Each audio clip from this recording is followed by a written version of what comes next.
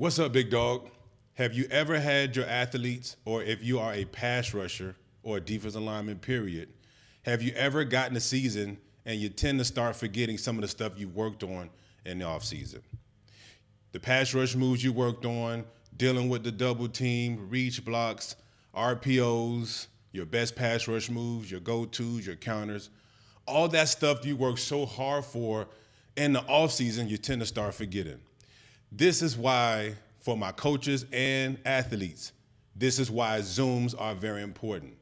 A lot of times with your teams, you may only get about 10 to 15 minutes in film with your positional coaches, but you don't always get a full hour of breakdown where you get to really break down yourself, what you did on that rush, what you did on that play, where your hands were, where your feet were, did you make the right choices, your pre-snap reads, all those things. You don't always get a chance to really break that down on your own pace and at your own time. This is why with my NFL guys, college and high schoolers, we do in-season Zooms. When I was an athlete, I wish I had that. I wish I had something to where I can actually take my time, ask all the dumb questions I needed to ask, so that on my pace and in my time, I could fully understand what I needed to do, what I needed to fix, and how I could fix it. Big Dawg, I highly recommend for you to have an in-season Zoom session, and I would love to help you. Go to bigdawgfootball.com, and you're gonna see Zoom in-season sessions. Click there, let's set up, let's get together, and let me help you be the best dog you can be at the line of scrimmage. You know what time it is, let's go to work. Work, work, work, let's work. Work, work. What's up, Big Dawg? This is Coach Roll, and we are back in the lab with another episode of Big Dawg Trench Talk. Today is a very fundamental, foundational, important podcast. We're going to be talking about defensive line strategies that are very important to be sound at the line of scrimmage. When I think about defensive line strategies, the first thing that comes to mind is alignment. Watching these college football games, watching the NFL games, working with a lot of my guys in the offseason, I often talk about how important alignment is. So today's podcast, we're going to be talking about the power play of alignment. The power play of alignment. What is alignment? How important is alignment? And how does alignment give us power? What's the potential in alignment? Too often we look over the power of alignment. Too often we don't spend enough time on really breaking down what alignment means. Even for myself, being when I played football many years ago, when it came to alignment, it was very quick and it was very simple. And all it was line here, and you have that responsibility. You're going to line up in this gap, and this is your responsibility. And that was pretty much it. It wasn't necessarily broken down as to what alignment really is and how alignment plays a huge factor in how we are going to be successful as coaches and as players at the line of scrimmage. It really does. It truly does start with your alignment. And I'm not necessarily just talking about where I line up. That's the beginning. That is definitely where it starts. But where you stand is only the beginning when it pertains to alignment. So today's podcast, the title is The Power Play of Alignment. And we're talking defensive line strategies. Let's jump right into it. The first thing that when it comes to this topic that I want to talk about is, what is alignment? What does it actually mean? So fundamentally speaking, when you talk about alignment, okay, you're talking about the horizontal placement. So you have the line of scrimmage, right?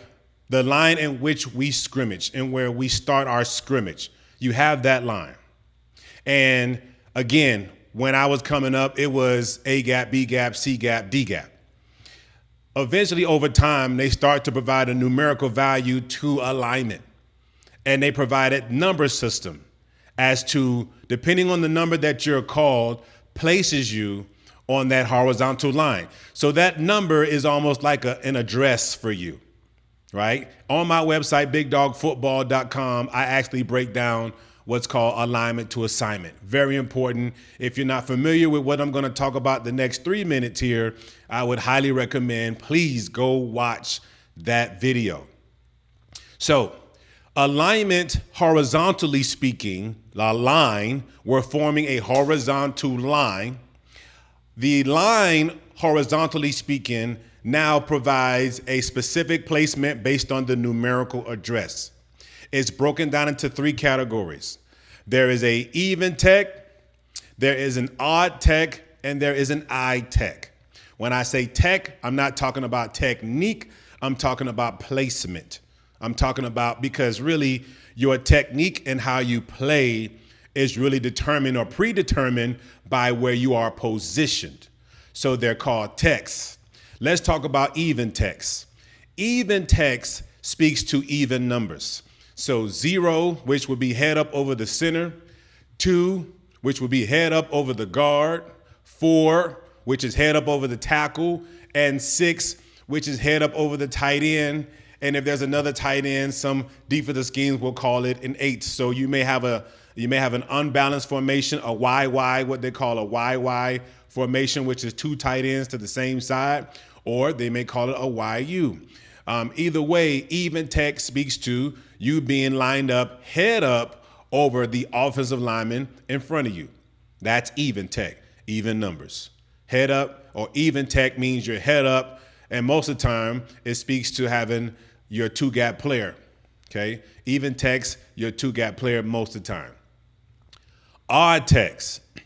Odd techs would be 1, 3, 5, 9. Some defensive schemes will say 7, 9, depend on the defensive coordinator. But majority of the time, and this is a universal numerical system when it comes to alignment, odd numbers mean odd means you are outside of somebody.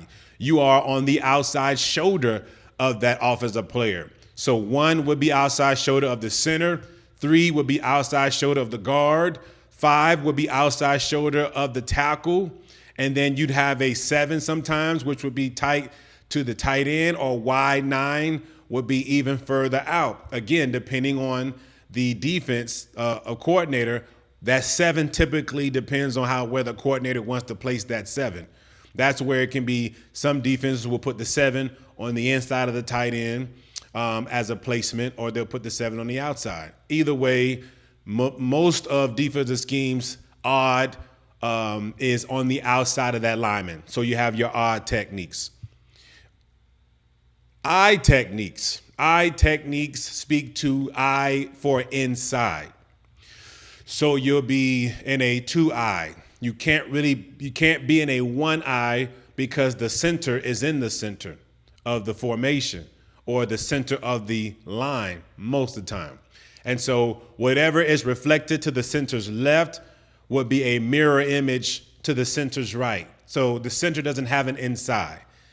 Okay, he has a center and he has an outside. He does not have an inside. The center does not have an inside, but everybody else does. So you have your 2-eye, which means 2 head up over the guard inside. So it's a 2-eye. 4-eye, which means you are head up over the tackle, which is a 4, but I, which means inside. 4-eye means inside of the 4. And then there's most defensive coordinators, again, you may hear 7 for this, or you may hear 6-eye. Most coordinators keep it very simple. 2-eye, 4-eye, 6-eye. 6-eye means you are inside of the 6. You are inside eye of the tight end, and so on and so forth. And so this is eye technique. Eye speaks to being inside. So what is alignment? The alignment, first of all, is a horizontal placement. Is a lineman. A alpha first we line men. Okay, alignment. So the first line, which most D-line coaches, defensive coordinators speak on and sometimes stop at, is the horizontal placement of the men on the line. And that is important. It's important because you have a responsibility. And that's the next thing I want to talk about. Alignment speaks to your assignment. Where you are lined up tells you your assignment. So if I am in a 3 technique, which is the outside shoulder of the guard, if that's my alignment, then what's my assignment? My assignment is that B gap, unless my coach is slanting me. I'm not talking about stunts or movement right now. We're talking fundamentals, and we're talking about what does alignment really mean. It is a placement. It is now a responsibility. So speaking responsibility, my alignment tells me my assignment. If I'm in a 3, I'm lined up. I'm placed on the outside shoulder of the guard, and my assignment is that B gap. If I am in a 6-eye, I'm lined up on the inside eye or the inside shoulder of the tight end, and my assignment, based on my alignment, is the C gap. Okay? If I am lined up in a 0 technique, it means that I am head up over the center. Now, my coach can slant me one way or the other, or my coach might be telling me that I am a 2-gap player in this case. It means if I'm head up over the center, I have that right A and that left A. They are both mine. In some cases, in a 50 defense, not odd, not over or under, but more so you may have a double eagle look. You got 2 3s, a 0, 2 5s, if there's no tight end. That nose tackle would be in a 0, and that nose tackle will have both A gaps. Based on the alignment of the nose will determine the assignment of the nose. Okay? So your alignment determines your assignment. Now let's take it a step further. If you are in a 3 technique and you have the B gap, there are multiple 3 techniques. You can have a tight 3, a regular 3, and a loose 3. Though you still have that B gap, based on how you line yourself up will help you gain a step pre-snap. And this is where in my previous podcast, we talk about pre-snap reads. Based on your pre-snap reads, defensively speaking, now we're talking defensive strategy. If I know that my offensive guard is trying to reach me because there may be a outside zone or a toss or a stretch coming my way, and I know that looking at my pre-snap, I don't know if I want to line myself up in a tight 3. I'm not saying it's wrong to do it. But if I got a fast guard in front of me, I think for me, what I used to do, again, just giving you my opinion, is I would make that guard travel. I want to reset my line. So if I know that guard's trying to reach me on some kind of toss or jet sweep or outside zone, then I would go to a loose 3, not a tight 3, because I don't like working flat. I want to get upfield. Again, not talking about stunts, talking about just a base, maybe 4-3 defense. I want to get vertical. And remember, we talked about creating chaos. So how does that happen? When does that happen? It happens when I change my alignment. Am I changing my responsibility? No. All I did was shifted myself over pre-snap and loosened my alignment to be more aggressive vertically. Your alignment is powerful when you know what's going on, when you know your pre-snap. That's very important. So your alignment speaks to the horizontal address, where you're lined up, where your teammates lined up on the left and the right side of you, Where everybody is positioned is how you attack the offense as a line. Where you are positioned and the responsibilities that you have is the beginning. It is the framework. It is only the potential. It is only the potential to play with power. It doesn't mean just because I'm lined up in that gap that I have control of it. There's some things that you have to do, but it does start with your alignment.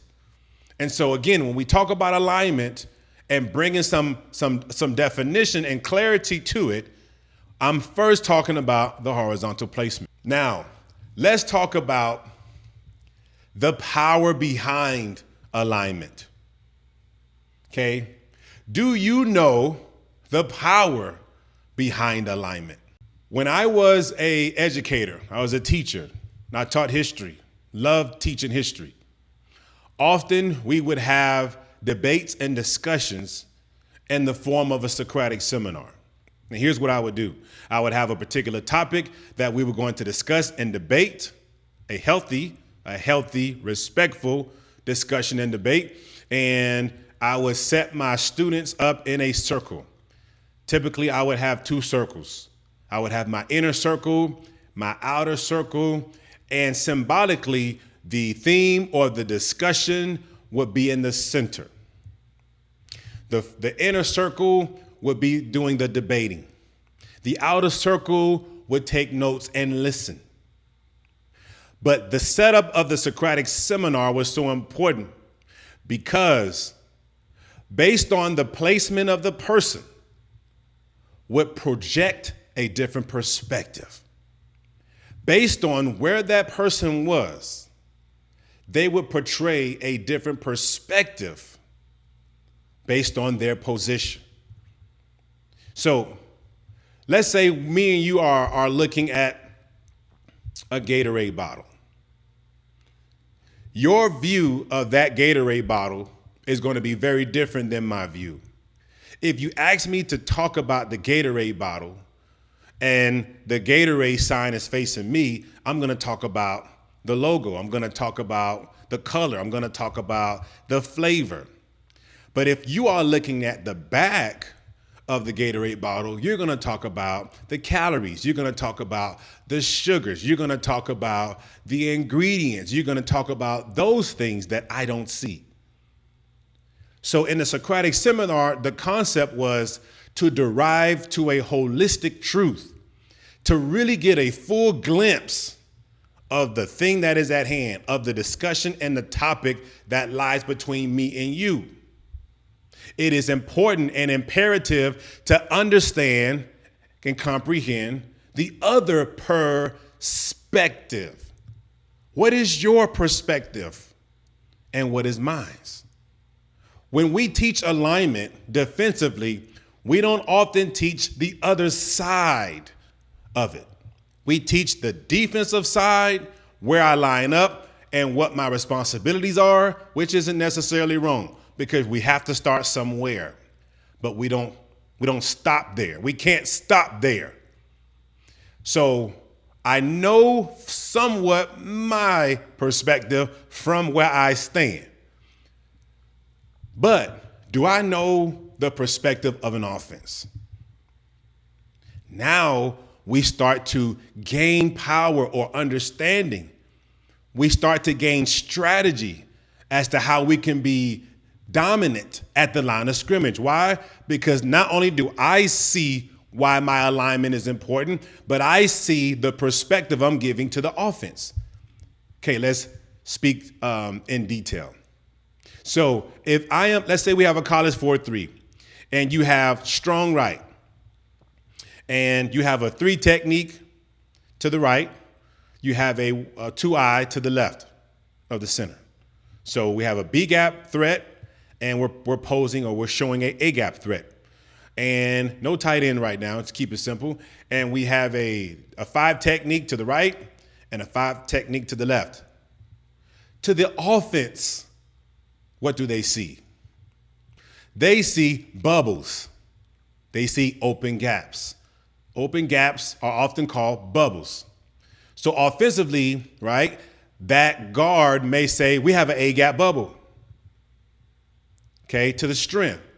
We, on the weak side, okay, that backside guard may say, we have a B gap bubble. So from the offensive view, they're looking at where the bubbles are. Where are their bubbles? Where is there an empty gap? Yes, that linebacker is going to attack that bubble. It might be the Will, it might be the Sam, it might be the Mike. But as far as at the line of scrimmage, those bubbles, those defenders that are going to attack the bubbles are 5 yards back or 4 yards back. Not talking about a blitz, just fundamentally speaking here, they are 4 to 5 yards back. So then what is an offense going to attack? They would like to attack the bubbles, the empty gaps, or create space or move those bubbles by gap schemes and so on and so forth. That's what they see. If we're trying to do some kind of quarterback sneak, where's the bubble? If we have some kind of lead zone, where's the bubble? If it's I-backs, we're running some kind of ISO, where's the bubble? We are giving them the bubbles. We are showing them what they think they can attack by our alignment. And when we are lining up in our alignment and we're giving them the perspective that they have these bubbles that they can attack, that's when we start being strategic at the line of scrimmage. So just because that bubble is open pre-snap, it doesn't mean that bubble is going to be open at snap. Now we start slanting, we start stemming, we start moving, and it becomes confusing to the offensive blocking scheme. It becomes confusing to the running back that saw an open bubble pre-snap, that pictured in their mind how they were going to attack the gap. And all of a sudden, things change. All of a sudden, somebody slants, somebody crashes, somebody crosses face. There's some kind of stunt. There's something that's happening up front that now moves those bubbles. So this is part of understanding the other side of alignment. What does the offense see? What is the perspective that the offense sees? Because when you give them one perspective, when you give them one view, and all of a sudden at snap it changes, that becomes very complex and very difficult to deal with. So my point being, in this portion here, when you talk about alignment, understand that where you line up, you need to know where you line up based on the defensive call and the scheme, but also you need to understand, what does the offense see? What is their perspective? How is that bringing confusion to them? How is that altering their approach? That is very important. And we're just talking about the horizontal placement. And there's so much more to it. But understand that perspective is power. What you give your opponent, the perspectives you give the opposition, and all of a sudden changing it at snap is very difficult to deal with, especially on a youth, high school, sometimes even a college level. It becomes very difficult to deal with. Let's go a little further. Defensive perspective. Your alignment tells you your assignment. Alignment to assignment. So you're not just placed there without understanding that I have an assignment. And it also tells me how to do my assignment. If I'm lined up in a 3, if I am lined up in a 3, my line points to my sign. So I don't want to be lined up in a 3 technique, which is outside short of the guard, but looking at the quarterback for my sign.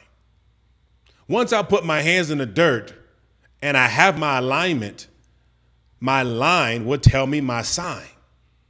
If I'm lined up in a 2 technique, which is head up over the guard, my line tells me my sign.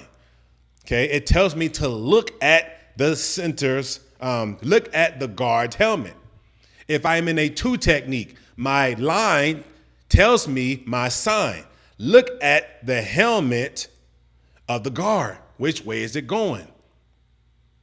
Okay, if I am in a 5 technique, which is outside shoulder of the tackle. My line tells me my sign.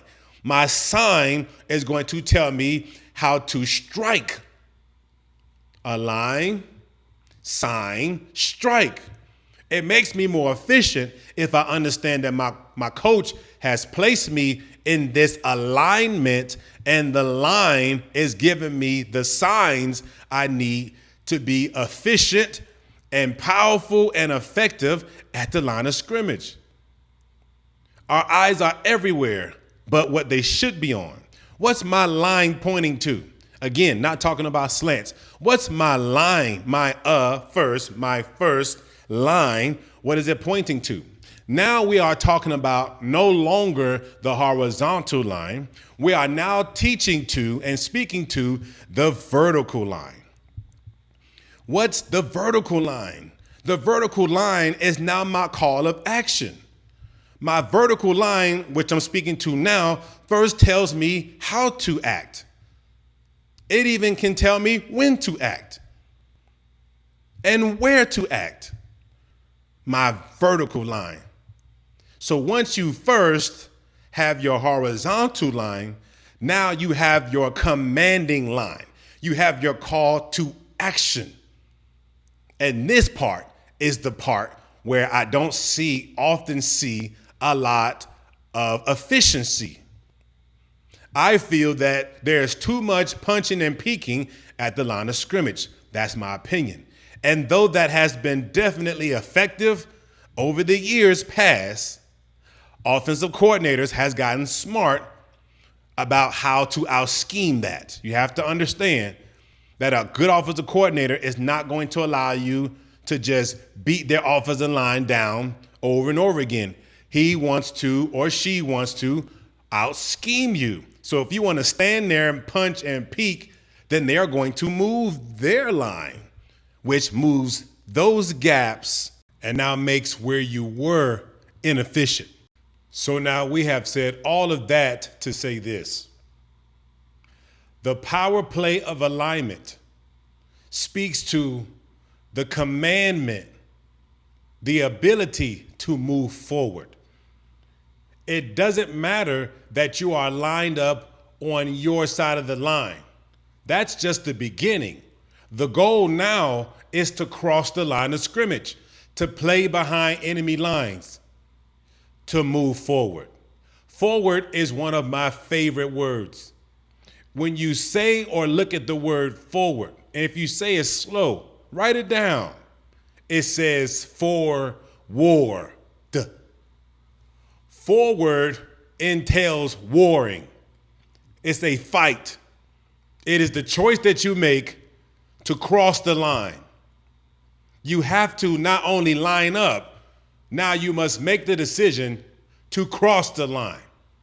Sometimes we stay behind the line and we are afraid to move forward because we don't want to make the wrong choice. You will always make the wrong choice on your side of the line. You cannot make the right choice on your side of the line. Why? Because as I mentioned previously, the offense is always moving.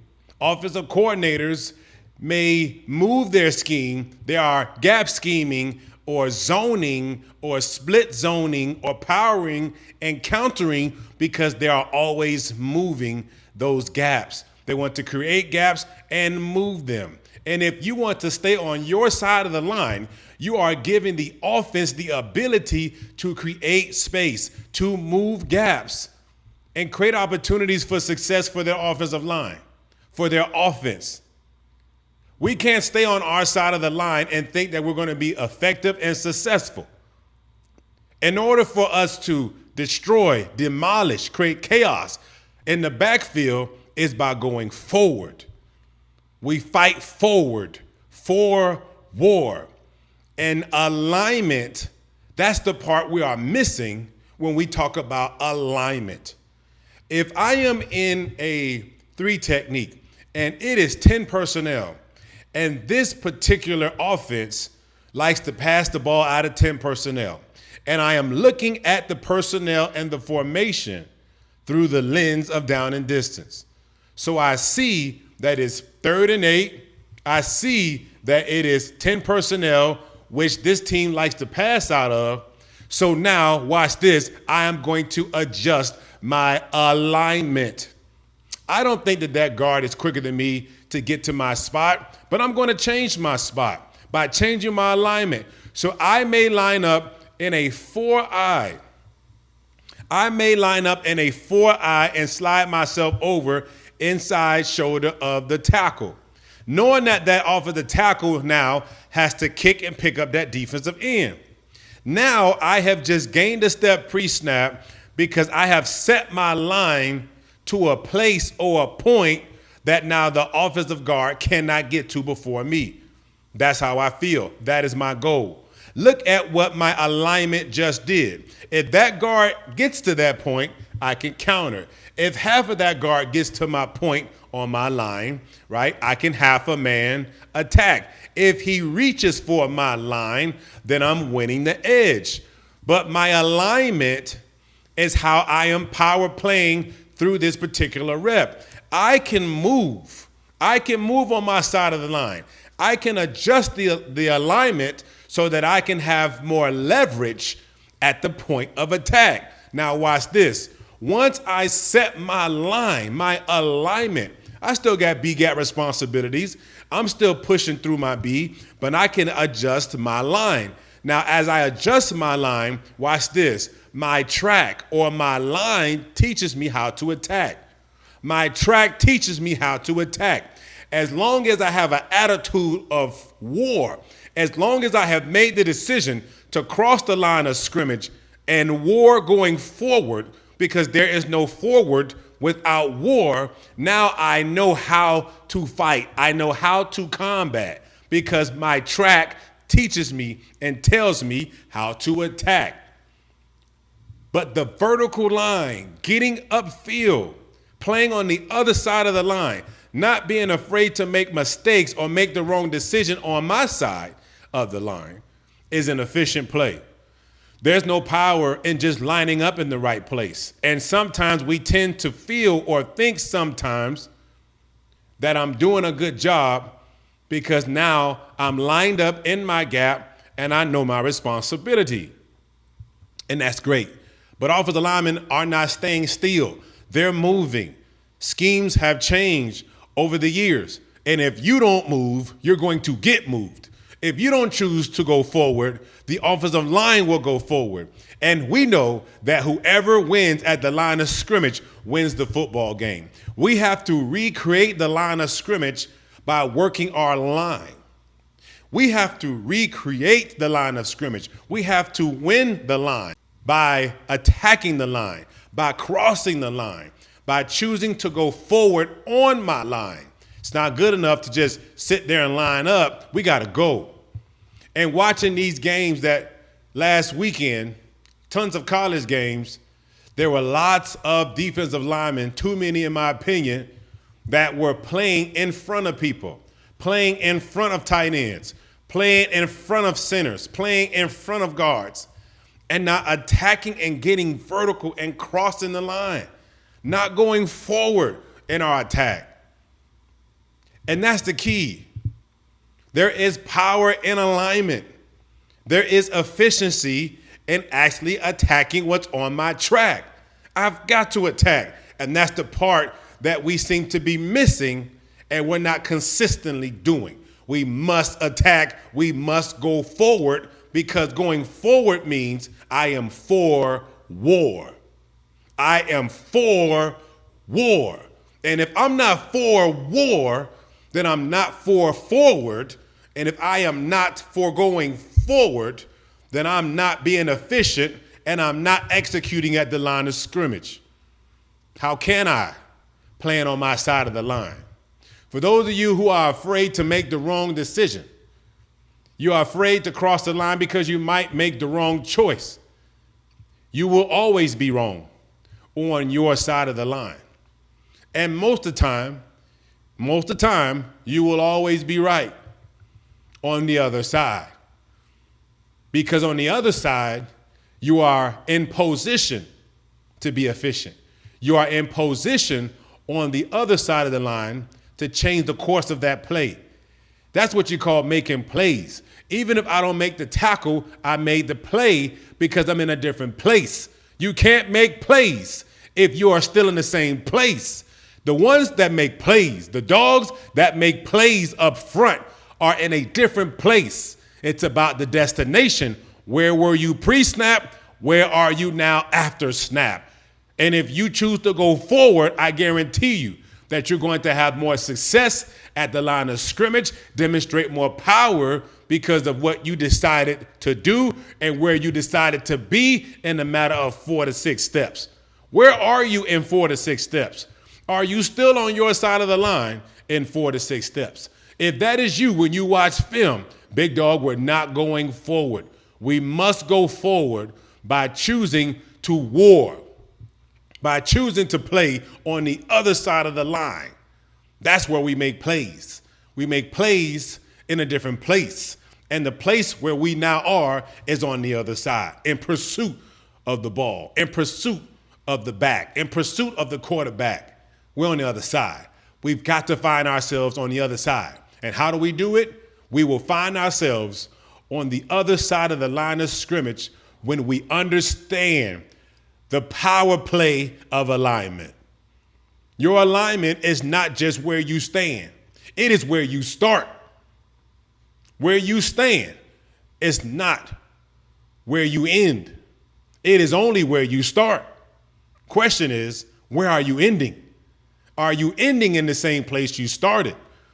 Are you ending 5 yards backwards?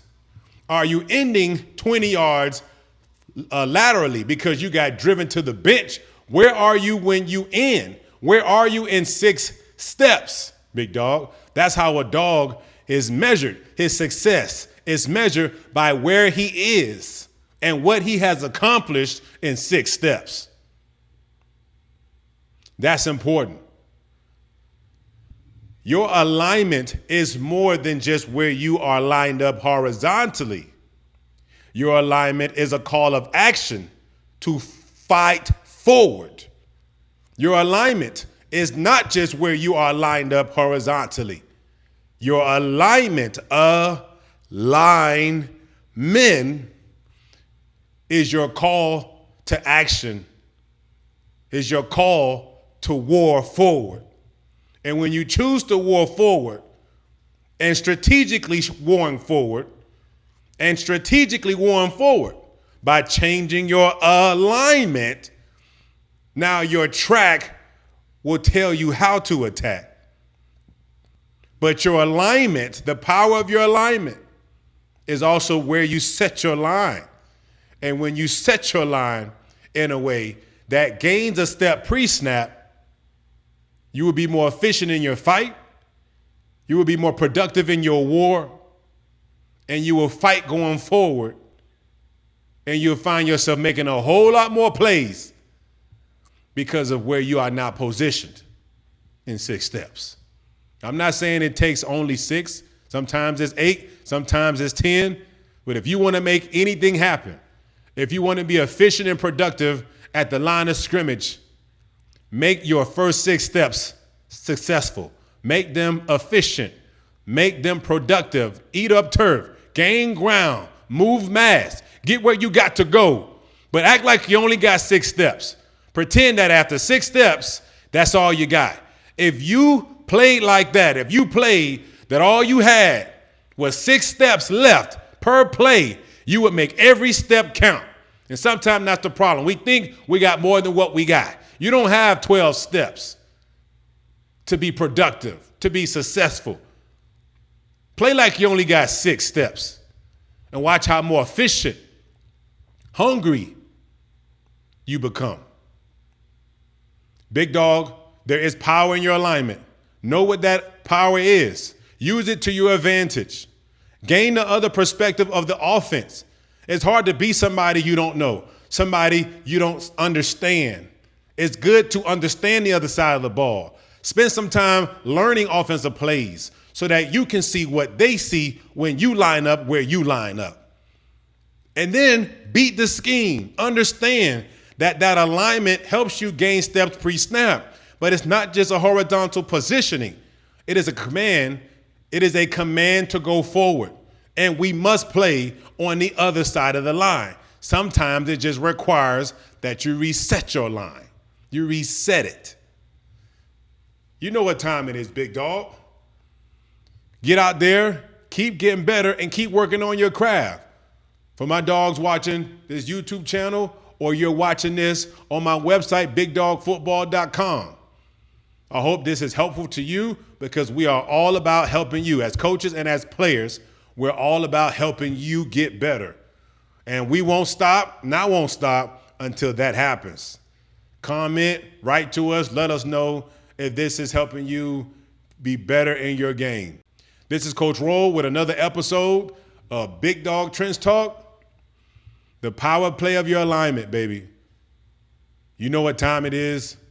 Let's go to work.